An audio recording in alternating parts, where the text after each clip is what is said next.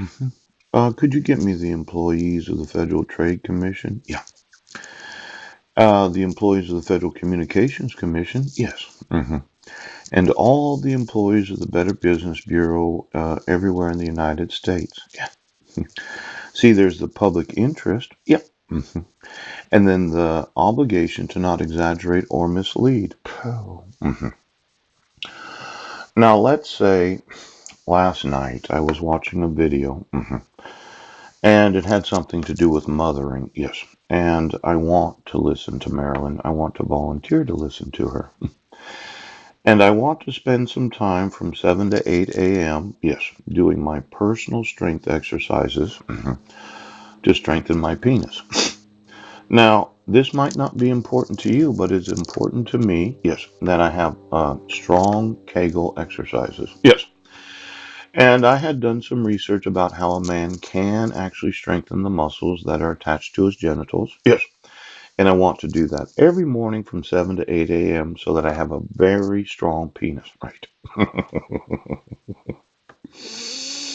Now, this might not be important to you, okay? But it's important to me, yes.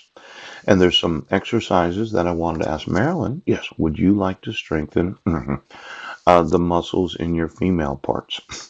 Now, you say, yes, that these laws have to be enforced, but you don't enforce them, right?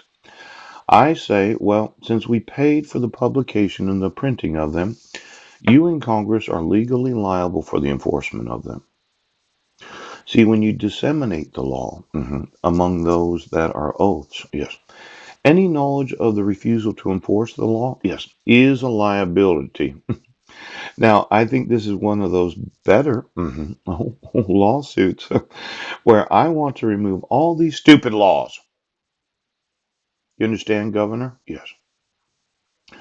I'm not in control. Yes. I want to do what I want to do. Yes. Every day, every hour, every minute. Phew. And I don't want this state or any state involved in my personal life. Yes. Because of the public interest. Right. And your want to mislead. Yeah. Now, let's look at this for just a second. Phew. Yesterday, I went through the requirements necessary to adopt a child. Yes. And in listening to Marilyn and what she had to say about mothers, she said, you really need an attorney to be able to adopt a child. Now, I would say that this is false advertising. Yes, it is. It is not in the public interest to mislead the public about the actual identity of Marilyn Van Proyn. If any person would want to know her, and they were reading a Rotarian newsletter, they would think that my sister Susan Bowers is Marilyn Van Proyn. Poop. But she's not. She is not the mother of Lugina. Now, these standards in the American Association of Advertising and National Advertisers, yes, the Federal Trade Commission and the Federal Communications Commission would find this very fraudulent advertising on the part of Rotary. Now, when I listened to what she had to say, because I want to listen to her, yes, she said that they needed an attorney to adopt Lugina. Oh. And I went through that Squim Gazette advertisement about the miracle from Haiti. Yes. And they used an adoption agency in Haiti. Yes. They gave you all these requirements necessary to adopt a child. Yes, you did.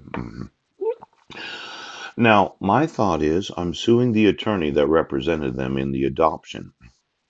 Now, does the attorney think that this is Marilyn Van Proyen? Now the attorney's liable that represented them.